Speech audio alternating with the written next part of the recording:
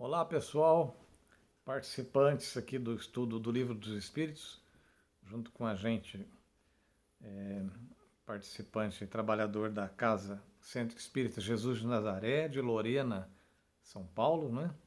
Mais uma vez aqui reunidos, né? Para este estudo benéfico, né? Abençoado. Neste momento, então, numa oração inicial, agradecendo ao Pai por esta oportunidade de estudo, pedindo luz, compreensão e bênçãos para nós, agora e sempre. Amém. Então, hoje, prosseguindo o estudo do Livro dos Espíritos, a questão 422. Estamos na parte segunda do livro, né? Do mundo espírita ou mundo dos espíritos. Capítulo 8 da emancipação da alma. Vai falar sobre letargia, catalepsia, mortes aparentes. Tá? Lembrando, a gente não vai aprofundar muito nos conceitos técnicos, né? Nós sabemos hoje, graças a Deus, né? Graças também ao nosso merecimento, nós temos condições até de pesquisa em boas fontes, né? Porque entra na parte de medicina, e a medicina hoje traz respostas bem claras, bem satisfatórias a respeito. Nós vamos ver que o que nós temos de informação hoje só ratifica o que os espíritos passaram a Kardec, né? A verdade é a verdade, né? Então, hoje, as questões 422 e 423, ok? Em seguida, a gente lê os comentários de Miramês. 422. Os letárgicos e os catalépticos, em geral, veem e ouvem o que em derredor se diz e faz, sem que possam exprimir que estão vendo e ouvindo. Então, o Kardec começou afirmando, né? Isso é fato. Aí ele pergunta, é pelos olhos e pelos ouvidos que tem essas percepções? Essas pessoas que estão nessa condição, né? Que é uma condição semelhante ao, pode-se dizer, né, uma condição até em estado de coma, né? Embora nós saibamos, embora não sejamos necessariamente médicos ou da área de saúde, mas todo mundo sabe, né, que o coma ele tem níveis, digamos assim, de acordo com o estágio de inconsciência do paciente, né? Então tem paciente mais ou menos lúcido, embora aparenta ali estar apagado, estar dormindo, mas tem lucidez sim. Aí vem a resposta. Não. Então ele já responde, não é pelos olhos e não é pelos olhos e pelos ouvidos, né? E sim pelo espírito. A resposta é essa. O espírito tem consciência de si, mas não pode comunicar-se. Aí vem uma subpergunta, uma outra pergunta embutida nela. Por quê? Por que o espírito não pode se comunicar? Resposta. Porque a isso se opõe o estado do corpo. E esse estado especial dos órgãos os prova que no homem há alguma coisa a mais do que o corpo. Pois que, então, o corpo já não funciona e, no entanto, o espírito se mostra ativo, né, nessa situação da pessoa em letargia ou catalepsia. Vamos ver o comentário de Miramês. Antes, porém, na própria Wikipédia, tem lá o conceito, o significado de letargia e de catalepsia. Então, letargia, né, tem origem do latim, que significa perda temporária ou completa da sensibilidade e do movimento por causa fisiológica, ainda não identificada, levando o indivíduo a um estado mórbido em que as funções vitais estão atenuadas de tal forma que parece estarem suspensas, dando ao corpo a aparência de morte. O paciente jaz imóvel, os membros pendentes sem rigidez alguma, a respiração e o pulso ficam praticamente imperceptíveis, as pupilas dilatadas e sem reação à luz. Há casos em que o paciente, apesar da inércia absoluta, tudo percebe e compreende, mas se encontra totalmente impossibilitado de reagir de qualquer forma. Por motivo da atividade psíquica conservada durante esse estado letárgico, dá-se o nome de letargia lúcida. Antigamente, devido à falta de recursos da medicina, havia casos de pessoas dadas como mortas e que, posteriormente, no caso de exumações, verificou-se que o cadáver se encontrava em posição diferente da qual fora colocado no caixão ou de tampas arranhadas, sugerindo que tais pessoas foram enterradas vivas durante um estado letárgico. Atualmente, graças a Deus, a medicina reconhece como mortas somente as pessoas que não apresentem nenhuma atividade cerebral, o que impossibilitaria tal fato. E a catalepsia? Também lá na Wikipédia. Catalepsia pode referir-se a, em síntese, catalepsia. Em síntese, traduz-se na imobilidade e inatividade do corpo inteiro, fazendo com que o indivíduo fique na mesma posição em que foi colocado por um longo período de tempo.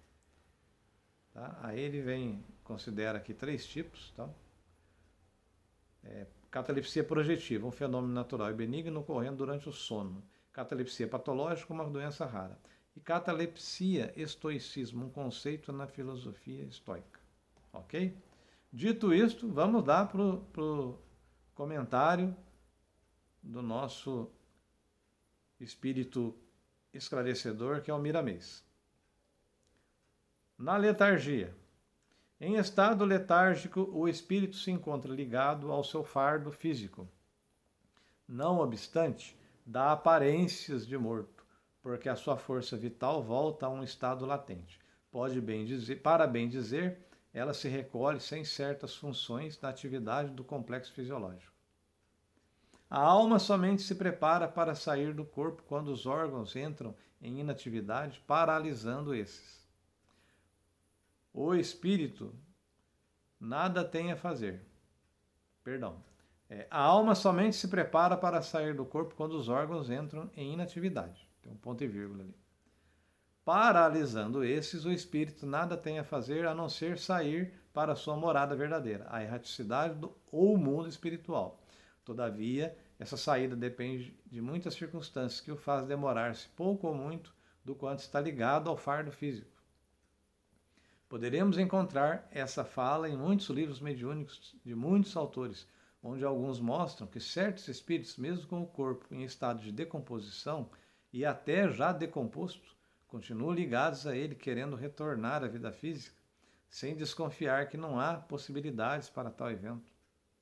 Diz-nos o Livro dos Espíritos, obra que não deixa dúvidas aos estudantes do Espiritismo, que a alma, ainda estando ligada ao corpo físico, em muitos casos, pode a ele voltar a viver no seu instrumento físico, mas, depois que se romperem esses laços espirituais, terminou sua atividade no mundo das formas, como espírito encarnado.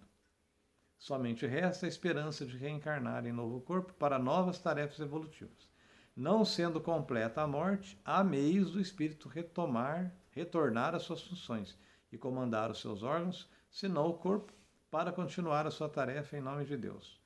É bom e muito bom que compreendamos que tudo isso depende de muitos fatores, dos quais destacamos a presença de nosso Senhor Jesus Cristo como diretor espiritual do planeta em que habitamos e trabalhamos, por misericórdia desse mesmo guia espiritual da humanidade. Com Jesus, o caso é diferente. Ele, no caso de Lázaro, restabeleceu o seu corpo físico e fez circular a força vital em seu organismo. Como Lázaro ainda estava ligado ao corpo, deu ordem, porque tinha essa autoridade, para que aquele espírito voltasse à vida física. E assim se deu, para a glória de Deus, que se manifestava visivelmente em Jesus. Lázaro passou a viver com suas irmãs normalmente, enriquecido pela fé que já tinha no coração. Há muitas criaturas que sentem dificuldades em desligar-se dos laços que os prendem ao corpo na hora da desencarnação. Isso ocorre por falta de educação espiritual. Mas a doutrina dos espíritos vem ajudar esses espíritos dentro de um esclarecimento lógico e fácil de ser entendido, mostrando a todos que ninguém morre e que a vida continua além do túmulo, ainda com mais esplendor, requerendo assim do companheiro abstinência dos pensamentos inferiores e limpeza na mente das más tendências. Na letargia, já dissemos, as forças espirituais estão em decadência. O espírito inativo, mas consciente das suas funções, só não pode mover-se devido às dificuldades dessa operação com os órgãos que lhe servem de instrumento. Mas as faculdades da alma propriamente dita, da profundidade do ser, essas são luzes na luz de Deus e nunca se apagam pelos poderes dos homens. Observemos que nos homens mais lúcidos, os pensamentos são rápidos, elevados e mais contínuos que nos homens mais próximos ao lado primitivo, aos quais faltam corpos que o ajustem para esse desempenho espiritual.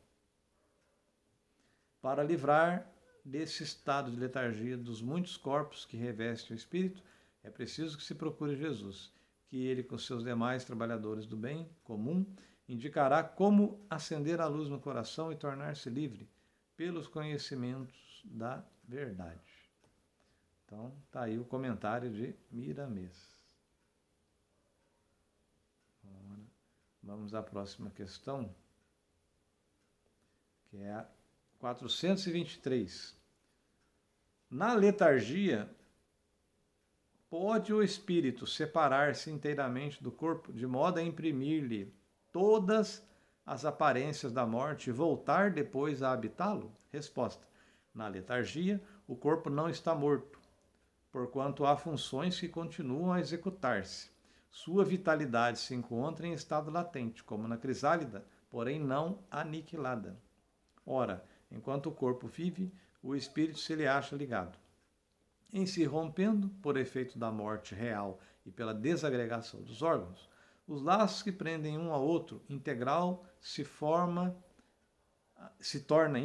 torna separação, e o espírito não volta mais ao seu envoltório. Desde que um homem aparentemente morto volve à vida, é que não era completa a morte. Vamos ao comentário do Miramês.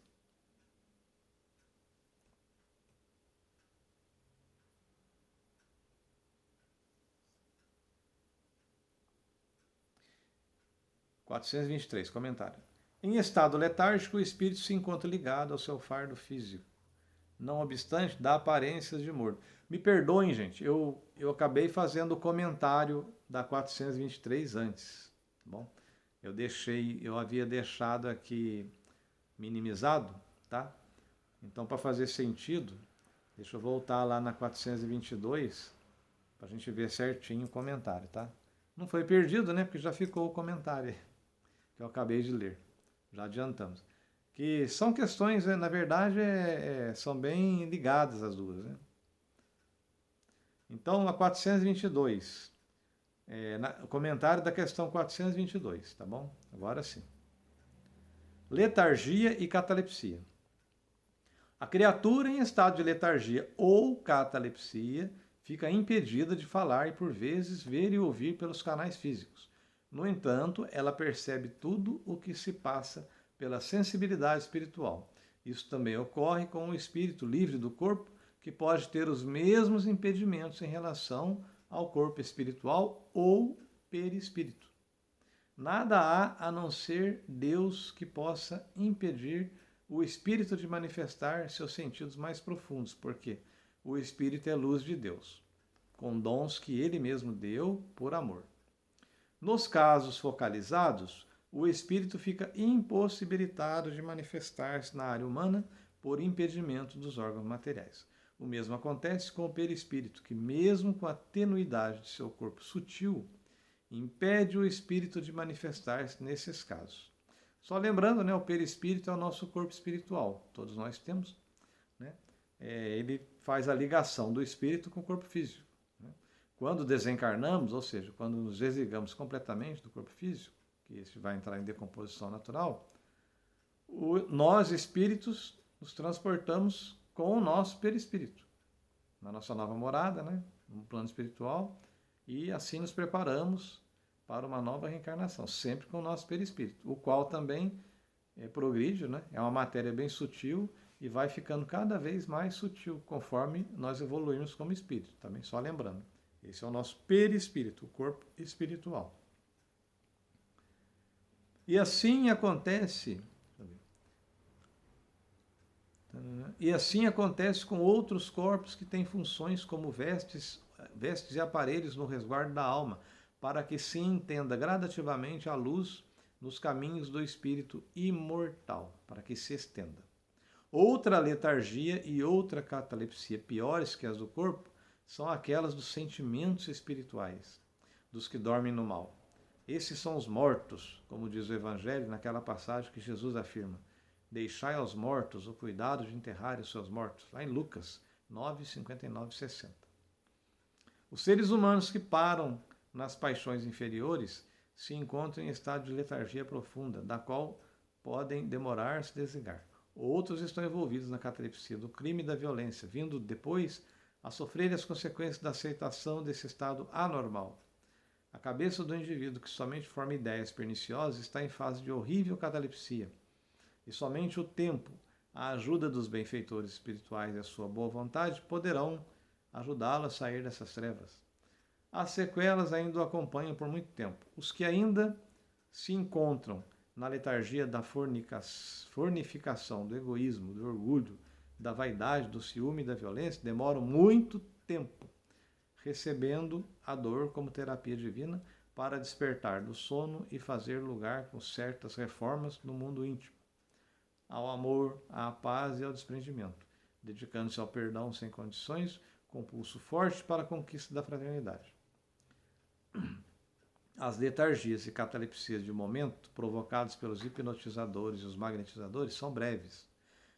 As piores são aquelas em que nós mesmos caímos em transe pela falta de vigilância, desconhecendo o Evangelho de nosso Senhor Jesus Cristo. O Espiritismo com Cristo tem o poder de nos acordar para a luz de Deus, moldando as nossas forças para as forças do bem, conduzindo-nos para a paz de consciência.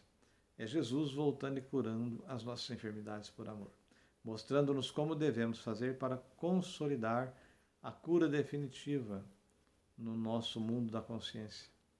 É bom que compreendamos que somente vivendo as leis do amor entramos em plena sintonia com o amor de Deus, de modo a receber e guardar as bênçãos de Jesus para sempre no coração. Convidamos os irmãos da Terra para estudarmos juntos todas as filosofias espirituais, selecionando o que for conveniente, como diz Paulo. Não frustreis o espírito, não desprezeis as escrituras, mas retende o que é bom. Tessalonicenses 5, 19 a 22. O estudante de boa vontade, o honesto trabalhador, nunca fica sozinho em caminho, pois tem sempre mãos amigas que o ajudam a compreender as leis, facilitando-lhe em suas práticas. Vamos acordar, pois Jesus nos chama todos para viver. Então, muita paz a todos. Agradecemos a Deus por essa oportunidade abençoada. E assim encerramos nosso estudo. Uma ótima semana. Deus abençoe.